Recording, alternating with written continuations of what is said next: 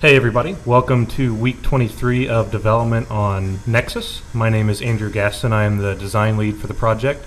With me is Andrew Bertino. He's actually going to be playing today while I kind of talk about some of the things that we've done since our last update. The first thing that you'll notice is we have a title screen in that has been worked on by our artists and Mr. Bertino to get up and running. We actually included the option to invert our controls pretty late in development, so he can show you there. Simple checkbox you can flip on and off. We have him go ahead and open up the first level now.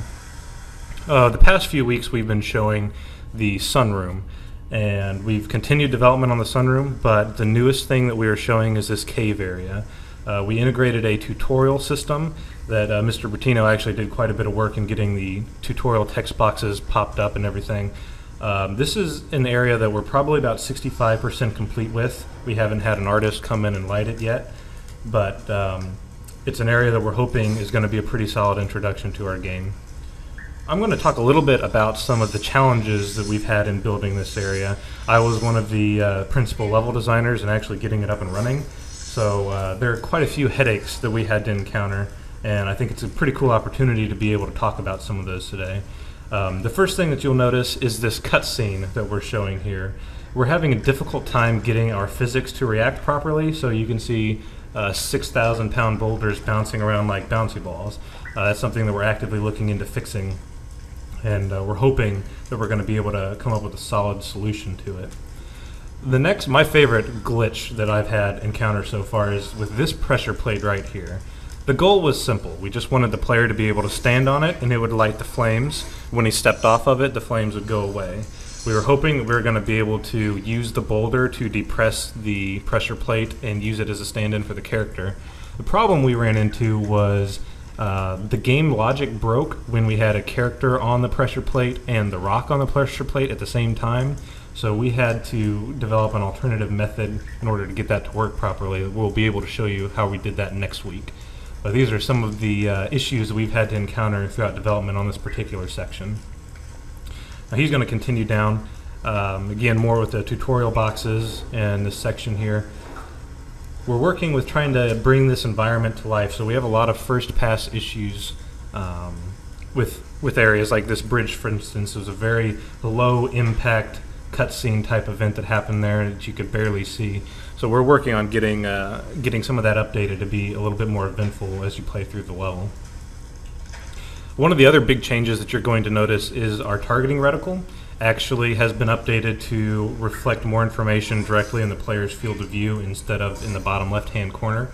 So we have the little blue and red indicators that tell you whether or not you currently have a shard in your possession. So if you shoot the blue shard, the blue side goes hollow. If you shoot the red shard, the red side goes hollow.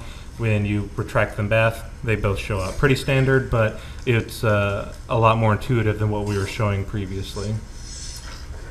We're also updating shard vision. This is the viewpoint that's a lot like detective mode from Arkham Asylum to allow us to see what objects we can and cannot interact with using our abilities.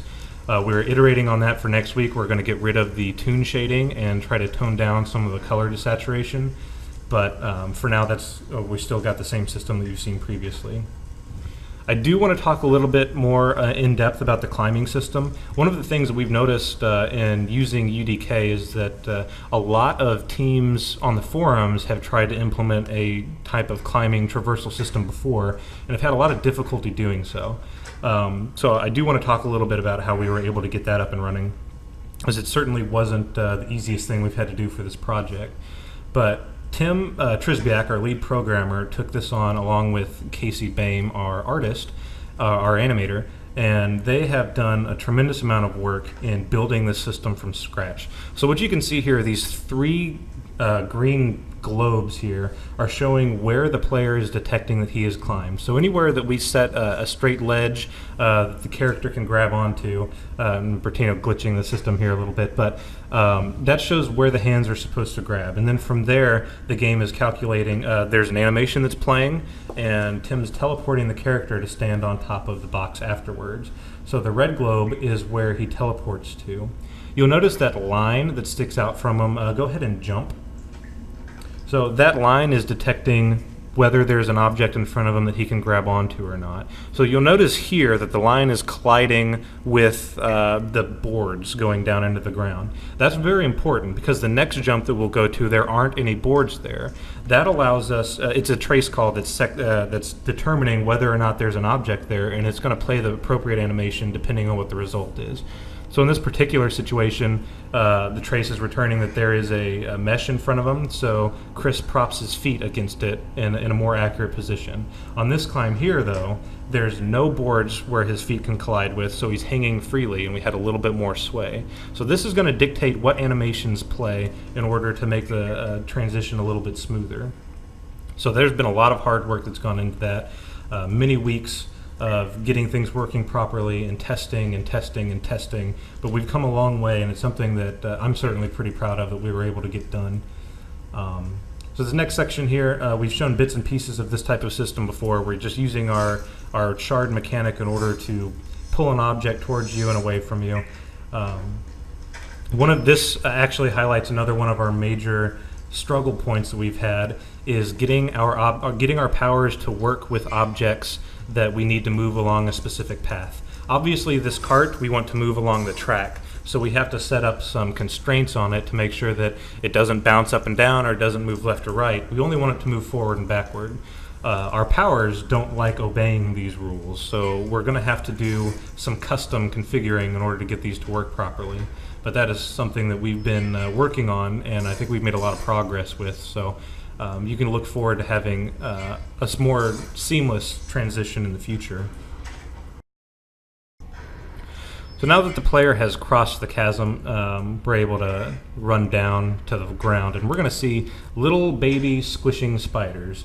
These are, they're not lethal to the player at all. They don't do any damage. They're more for environment and for ambiance than anything else. But actually, if you step on them, they will squish. So we call them squishers.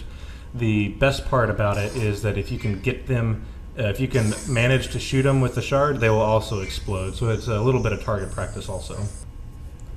All right, so Bertino is going to walk through this doorway here, and it's going to teleport you to the top of the temple. We don't have the underside built yet, but what's going to happen is there will be a small puzzle that reinforces a lot of the tutorial stuff that the players just went through. We're going to take the training wheels off, and we're going to make sure that they know how to use them on their own. So that's going to take us to the top of the temple here. We have another small puzzle here that Bertino is going to solve for us real quick.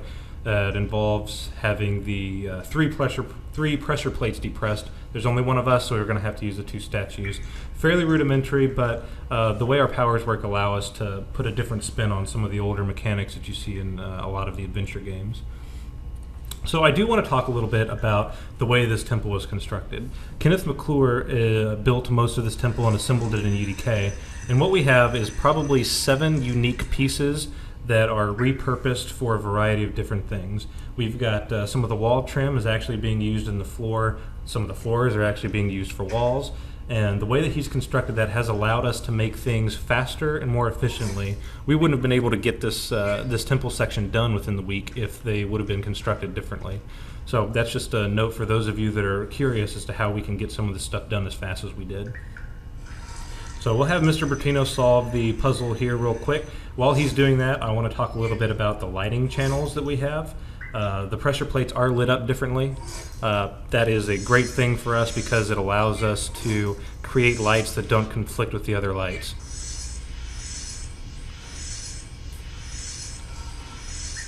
Well, he's depressed part of the plate, and the red one does not want to move very much. But this is where our cheating debug is very handy to have. So go ahead and just stand on the first pressure plate and press use. The objective is you get the pressure plates weighed down, the door closes, and you can move on. We don't have the next section built yet, but you did notice right before he passed through that doorway there were gears there. We were going to use some of this sort of ancient technology to explain away how a lot of the aliens were able to get their god status in this culture. But that's about it for this particular update. Again, later this week we'll be showing the sunroom, so stay tuned for that.